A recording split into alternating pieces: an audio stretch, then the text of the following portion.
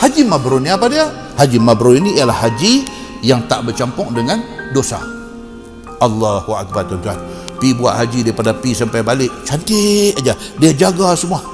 Daripada awal pi duit halal. Dia pi buat haji tu duit halal, memang duit titik peluh dia, duit halal. Tu awal sekali. Pi sana segala rukun, segala wajib haji, segala sunat semua dia jaga elok. Tak ada cacat celah.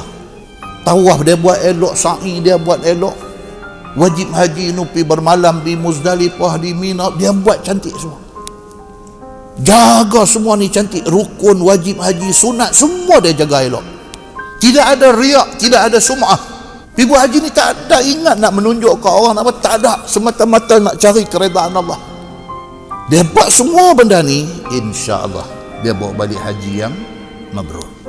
Siapa boleh buat macam ni? Nabi SAW kata apa? Tidak ada janji lain daripada Allah melainkan janji syurga.